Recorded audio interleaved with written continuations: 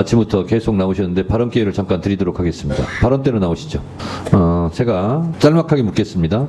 이용민 증인의 변호사로서 이용민 증인의 지금 심리 상태가 좀 안 좋은 것 같고 본인도 아까 치료를 받고 있다고 하는데 지금의 상황이 어떻습니까? 그렇습니다. 오늘도 약을 먹으면서 점심과 저녁에 약을 먹으면서 버티고 있고 제가 보기에는 옆에서 표정을 보면 안쓰러운 상태입니다. 이용민 증인이 왜 이렇게 됐습니까? 제가 파악하기로는 해병대 사령부 차원에서 차별과 정서적 학대 이것 때문이라고 파악했습니다. 이용민 증인은 포대 대대장으로서 지금 책임을 통감하고 있고 책임을 지겠다는 자세에 있죠. 그렇습니다. 수사 처음부터 도의적 책임뿐만 아니고 법적 책임에 대해서 모두 지는 것이 고 최해병에 대한 진정한 명복을 비는 길이다. 이렇게 밝혔습니다.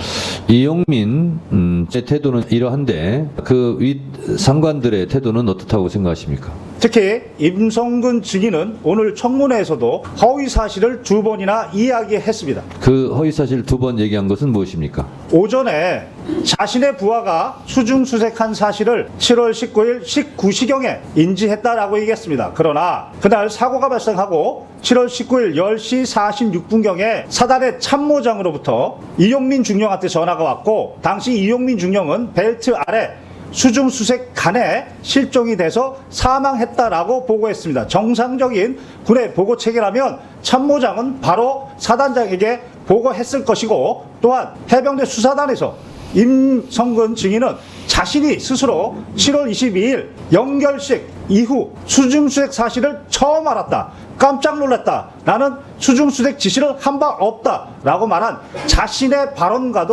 배치됩니다. 두 번째는 수중수색 지시가 아니라 본인은 계속 현장 지시가 아니라 지도였다고 그래서 지금 피해가는 말을 하는 것 같은데 그 부분에 대해서는 어떻게 생각하세요? 그렇습니다. 오후에 또 하나 허위 사실은 작전 지도와 관련해서 사단장은 7여단장의 관계에서 작전 지도를 한다 이렇게 얘기했습니다. 그러나 7월 18일 오전 현장 방문한 것이 바로 포병 3대대 구중대였습니다. 당시 구중대장은 전날까지만 해도 호우 피해 복구 작전이라고 알았는데 현장에서 갑자기 실종자 수색 작전으로 변경했고 당시 지형 정찰 및 위험성 평가를 위해서 병력을 대기하고 있었습니다. 그런데 갑자기 사단장이 나타나서 브리핑하고 있는데 갑자기 브리핑을 중단시키고 지금 빨리 들어가서 수색 안 하고 뭐하냐 라고 수중 수색 작전을 그리고 중대장한테 명령했습니다. 그 구중대가 바로 국민일보 1면에 나온 일렬식 수중수색 그 사진입니다. 자, 또 하나의 허위 증언이 있습니까?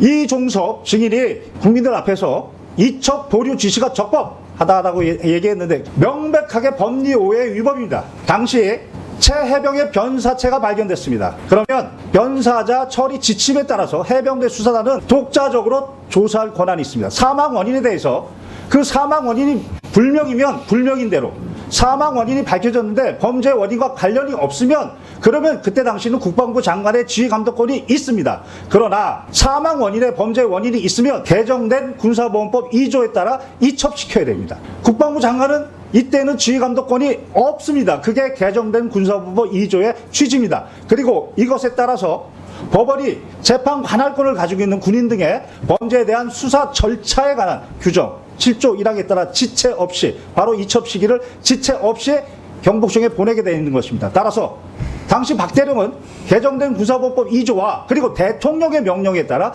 지체 없이 이첩하려고 한 것입니다. 여기에 국방부 장관이 법령상 권한 없이 이첩을 보류하라는 의무 없는 일을 시킨 것입니다. 그 자체가 직권남용이고 여기에 더해서 이첩의 내용에 대해서 뭘 빼라, 특정인을 빼라, 내용에 대해서도 직권남용한 겁니다. 네, 혹시 아까 들으셨겠지만 임성근 사단장은 여단장을 통해서만 지시도 아니고 지도했다라고 하는데 제가 알고 있기로 7월 18일 예천 현장에서 군인다운 모습이 부족하다, 복장이 불량하다, 병력 왜 대기시키냐는 현장 지휘를 한 것으로 제가 알고 있습니다. 이게 포 3대대 구 중대장 대위에게 했다고 하는데 혹시 이 사실은 알고 있습니까? 그렇습니다. 저는 바로 군 검사가 사본을 만들어 놔야 됩니다. 라고 했던 사본을 다 봤습니다. 다 봤습니까? 다 봤습니다. 그러면 임성근 사단장이 여단장에게만 지도했다. 했다라는 말은 허위입니까? 허위입니다. 당시 실종자 수색 작전의 의사 체계를 카톡으로 했고 당시 포병 여단 대대 그리고 말단 간부들까지 사단장 지시, 사단장 강조 사항으로 모두 전파가 됐습니다. 그러니까 김경호 참고인은 임성근 사단장이 현장 지도했다는 말은 회피성 발언이고 직접 실제로 지시 행위를 다 했다 이렇게 보고 있는 거죠. 구체적으로 말씀드리겠습니다. 구체적으로 말씀해 보세요. 당시 합참의 단편명령과 제2작전사 답편명령에 따라 7월 17일 10시부로 작전 통제권이 전환됐습니다. 그러나 7월 17일 21시 55분부로 자신의 명령으로 단편명령 23-19호 호우피해 복구 투입 실시라고 단편명령을 내렸습니다. 이때 포병여단은 단순히 호우피해 복구 작전이었습니다. 그런데 7월 17일 도착해서 10시경부터 카톡에 실종자 수색 작전이라고 사단장이 강조했다라고 그렇게 명령에 내려옵니다.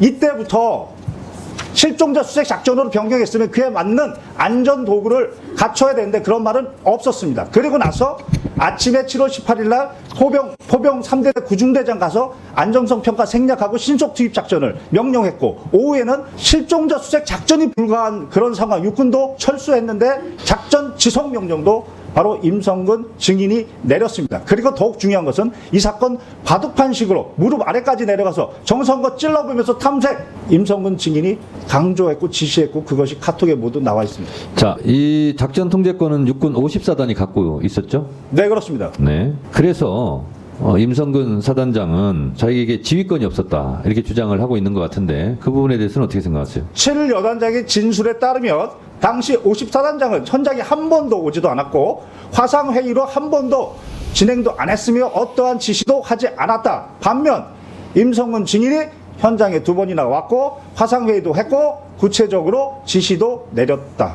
이렇게 진술하고 있습니다. 그렇습니다. 실제적으로 작전 통제권은 육군 54단에 가 있었지만 사실상 부대 지휘, 지시는 임성근 사단장이 한 것으로 봐야 되겠죠? 그렇게 7여단장은 진술했습니다. 이 밖에 혹시 더 하시고 싶은 말씀 있으면 한 1분 정도 드릴 테니까 발언해 주시기 바랍니다. 개인적인 말씀을 드리면 아버지도 해병대 출신입니다. 제 동생도 해병대 출신입니다. 저도 해병대 법무관을 가고자 했으나 육군 법무관으로 가서 특전사에서 복무를 했습니다. 오늘 이후라도 해병대의 명예를 위해서 해병대 사령관과 해병대 사단장은 진실을 말하고 정직하게 얘기해서 해병대의 명예를 회복해 주기를 간절히 바랍니다. 이상입니다. 자, 거기 서 계시고요. 자, 박지원 의원님. 이렇게 날짜나 그런 숫자를 정확하게 기록도 그냥 다 기억해요. 죄송합니다. 좀 그게 고벽입니다. 자, 참고인이 거짓말이 다 드러나네 이제. 예.